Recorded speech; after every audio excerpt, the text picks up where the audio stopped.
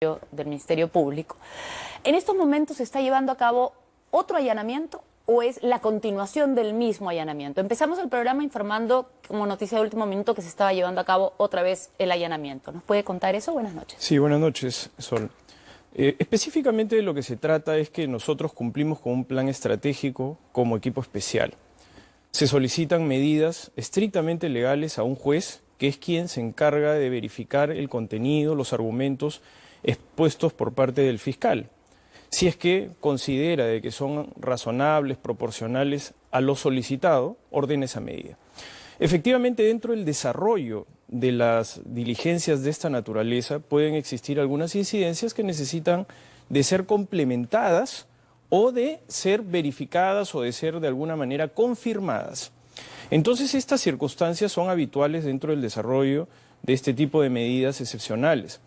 Lo que se ha decidido por parte del juez Concepción Carhuancho es complementar lo anteriormente ya decidido a partir de información que ha sido puesta en su conocimiento y es lo que está en plena ejecución en este momento. En otras palabras, en la primera diligencia lo que sucedió es que se generó una confusión respecto a quién pertenecía cada oficina, porque la información que se tenía para hacer el allanamiento decía que las oficinas eran de otras personas. Llegaron y habían tarjetitas que decían, no, esta oficina no es la otra. Bueno, algo así, en simple. Claro, eso es parte de la pesquisa previa policial de inteligencia, que es habitual también dentro de este tipo de procedimientos. Es absolutamente legal todo lo que se ha hecho con relación a lo previo y a lo posterior. Porque una de las cosas que se está impugnando es cómo es posible que haya entrado la policía a investigar en secreto a lo que son los ambientes de los asesores del despacho del fiscal de la Nación. No, eso es parte específico del trabajo policial, que es un trabajo profesional, que tiene una serie de protocolos que están desde el punto de vista procesal subordinados a lo que el fiscal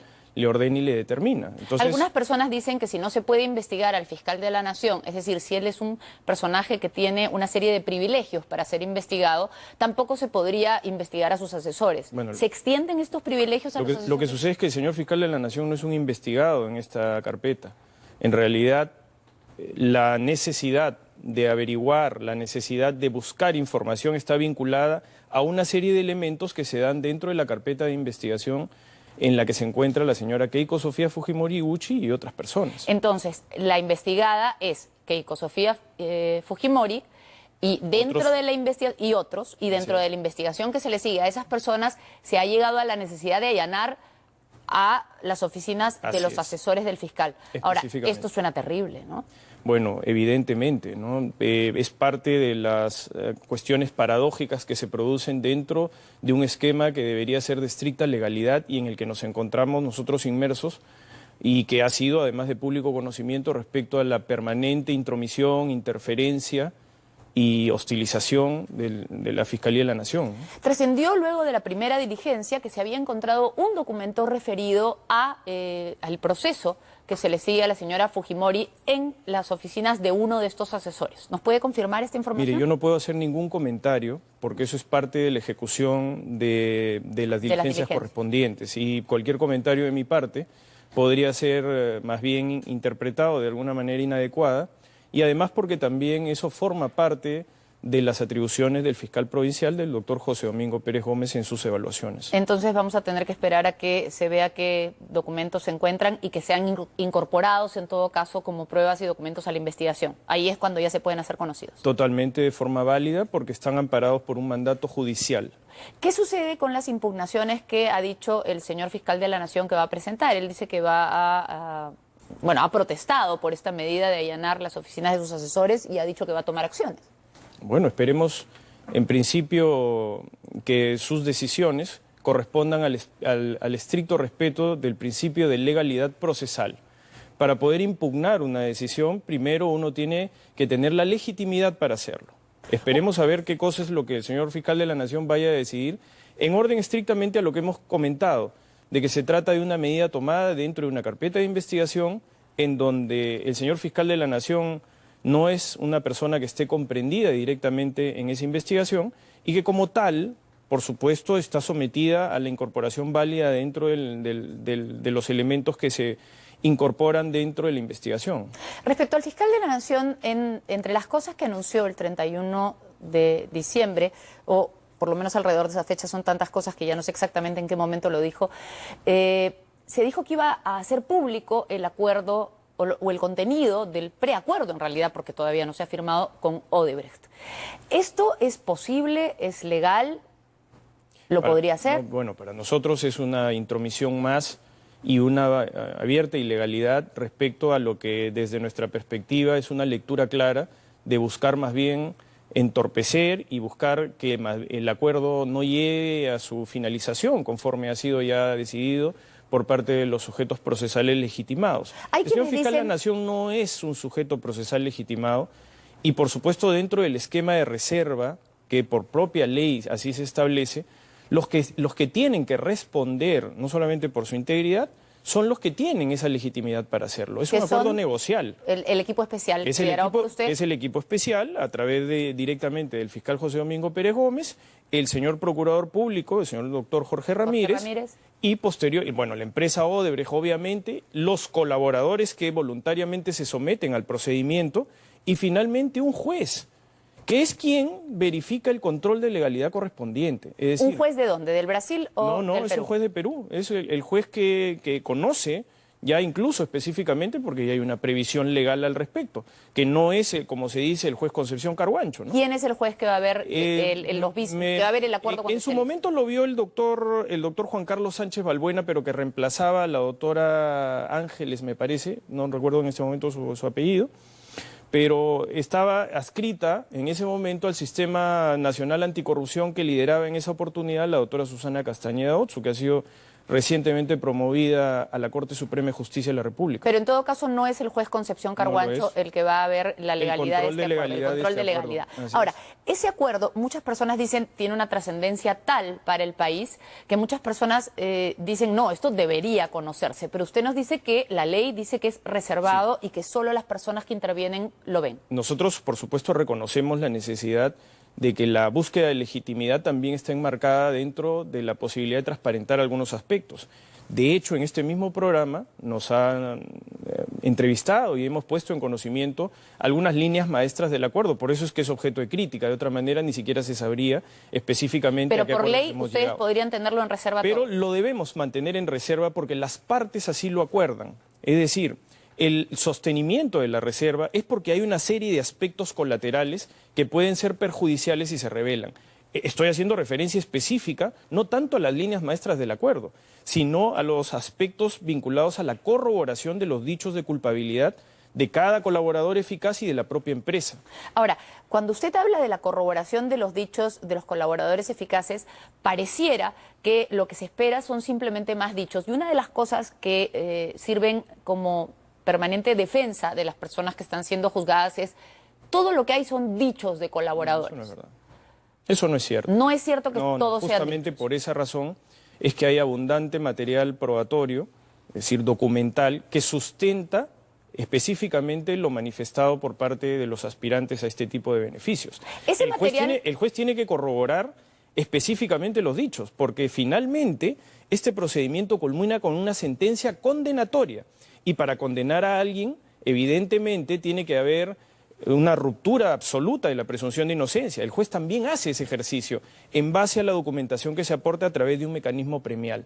Ahora, ese juzgamiento, y eso es otra cosa que confunde mucho a la gente, todavía no se ha realizado. Y por eso es que no están todas las evidencias puestas sobre la mesa, por decirlo de alguna manera. Bueno, en realidad... Porque todavía estamos en las etapas preliminares. Claro, no parece, pero sí, todavía todo está en etapa preliminar. En realidad mucho de ese material, gran parte yo diría de ese material, sí ha sido utilizado para generar las investigaciones que tiene en este momento el equipo especial. Hay mucha más información por llegar, pero justamente lo que permite el acuerdo de colaboración es proteger esa información que originó ya alrededor de 40 investigaciones y la información futura que está por venir, que permitirá abrir también unas nuevas líneas de investigación y nuevas inclusiones de personas que hasta este momento no lo han sido. Ha habido información contradictoria que ha aparecido en algunos medios respecto al atraso de la firma de este acuerdo y lo que puede implicar este atraso.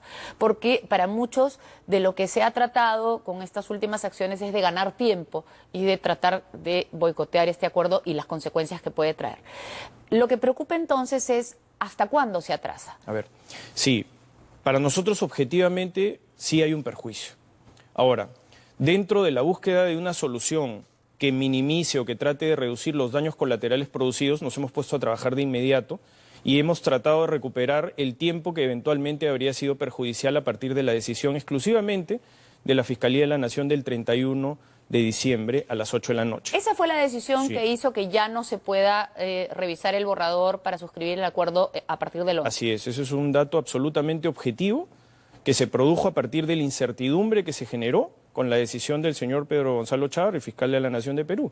Ya, A partir ahora, de esa eso ha sido revertido y por lo tanto, Sí. digamos que ha habido este obstáculo que ha durado unos días, Sí. pero ya empieza a correr el tiempo en el cual sí pueden trabajar. Sí, efectivamente. Nosotros lo que hemos llegado a un entendimiento en común, tanto con la Procuraduría Federal como con la propia empresa, es que evidentemente tenemos que recuperar el tiempo perdido, pero necesitamos también que la empresa revise también esos mismos borradores de acuerdos previos a su firma.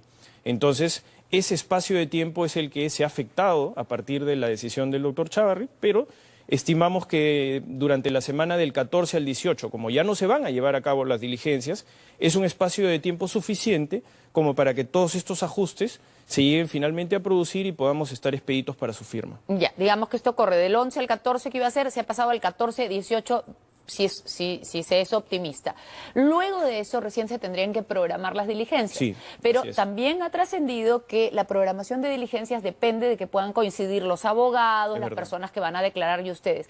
Y cuando estaba leyendo sobre eso, me llamó la atención una cosa, daba la impresión de que los que van a colaborar escogen fecha, si están eso tampoco puede ser, ¿no? No, evidentemente que ellos no son los que escogen ningún tipo de facilidad al respecto, pero sí las defensas legales, la empresa y la Procuraduría Federal esencialmente, porque no hay que perder en perspectiva de que la Fuerza de Tareas Lavajato de Curitiba tiene una agenda sumamente complicada.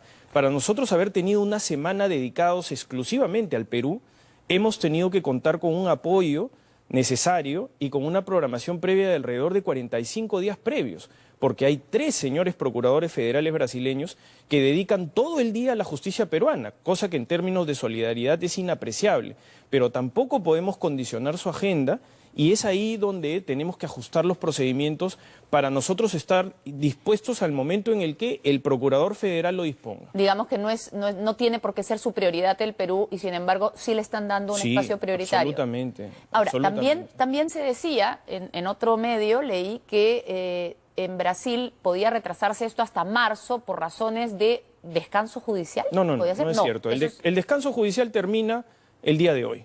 Mañana, El descanso ya está terminado. Mañana la Procuraduría Federal nuevamente ingresa a sus labores habituales.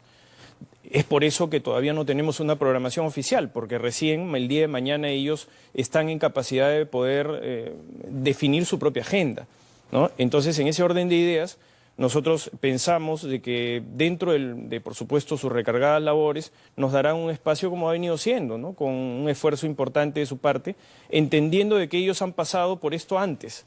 Por eso siempre sus expresiones de solidaridad hacia nosotros, porque ellos también han sufrido las dificultades propias de un caso de esta envergadura. Y sobre lo que decía específicamente de las cuestiones relacionadas con los feriados en el Brasil, esto tampoco es cierto, ¿no? Porque también se han insinuado respecto a los carnavales. Los carnavales, el señor procurador me ha informado de que son recién en el mes de marzo, así que no tendría por qué, a partir del análisis solamente de su agenda, sino solo eso, buscar una fecha que corresponda a poder realizar nuestras actividades de manera conjunta. Ahora, para terminar, vistas todas las dificultades que han tenido que enfrentar ustedes como equipo especial, dificultades que vienen a veces de su propia institución, pero que evidentemente vienen también de otras personas interesadas en que no se conozcan más o no se consigan más pruebas.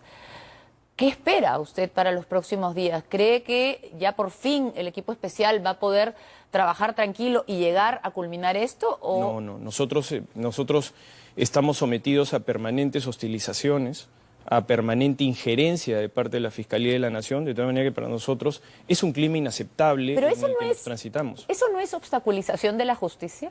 Sí, de hecho el fiscal José Domingo Pérez Gómez lo denunció incluso antes del 31 de diciembre. Y ya que usted lo menciona... La demostración no objetiva más bien ha llegado a su clímax el día 31 de diciembre. Pero no es absurdo que, habiéndosele denunciado por obstrucción de la justicia, el fiscal decida sacar a las personas que justamente están diciendo que él está obstruyendo la justicia. Sí, eso es lo que nosotros hemos venido sosteniendo y que creo que objetivamente ahora se demostró a partir de la decisión del señor fiscal de la Nación. Y el fiscal Pablo Sánchez, que declara en una entrevista que pasamos al principio de este programa que, por ejemplo, él considera que no deben ser suspendidos todos los fiscales porque, por ejemplo, ellos realizan investigaciones importantes, como, dice, la investigación que se está realizando contra Pedro Gonzalo Chávarri.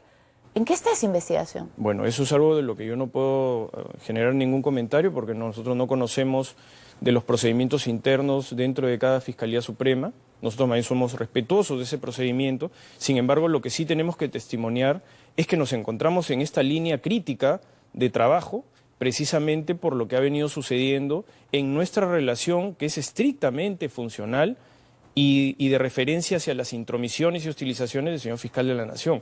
Por esa razón, para nosotros es un clima de permanente inestabilidad del que convivimos. Pero ahora que han sido ratificados, se van a quedar en ese puesto. Bueno, pero antes estábamos en funciones y teníamos la misma situación. Es decir, la sostenibilidad, lamentablemente, del fiscal de la Nación nos lleva a exactamente la situación anterior al 31 de diciembre. Es decir, que ya era una situación que ya era una situación crítica, ¿no? Y a partir de estas circunstancias, para nosotros ciertamente resulta inaceptable que se sostenga esa misma capacidad de poder entrometerse dentro de lo que es la autonomía fiscal. Entonces, sí, es verdad que estamos absolutamente preocupados porque incluso ahora, dentro de esa legítima discusión parlamentaria, congresal que hay sobre los proyectos que están siendo impulsados de análisis de esta crisis en el Ministerio Público, nos parece que es absolutamente contradictorio y paradójico que la defensa de la autonomía, por ejemplo, de la institución, esté enarbolada por quien produjo el problema, que es el señor fiscal de la Nación. Finalmente, como fiscal, no como miembro del equipo especial, ¿no considera que los fiscales, en salvaguarda de su autonomía, pero a la vez en salvaguarda de la institución, podrían presentar algún tipo de solicitud, proyecto, medida, sí, requerimiento al Congreso para que se vea con urgencia el tema? Sí, absolutamente. Yo creo que la discusión está abierta y es necesaria. Para nosotros resulta indispensable que cualquier mecanismo alternativo dentro de la legalidad que pueda ser idóneo para poder corregir, para poder solucionar la grave crisis en la que nos encontramos, resulta contributiva también a lo que es el desarrollo de la capacidad estratégica del equipo especial. De estas investigaciones. Porque nosotros en realidad, con la presencia del señor fiscal de la Nación, estamos conviviendo siempre sobre ese mismo clima de inestabilidad que perjudica la averiguación de la verdad. Muchísimas gracias por haber estado con nosotros esta noche y por habernos informado sobre los últimos detalles de este acuerdo. Todo lo mejor para el equipo especial. Todos los peruanos queremos que se conozca la verdad. Muchísimas gracias. Y vamos a pasar ahora a un reporte.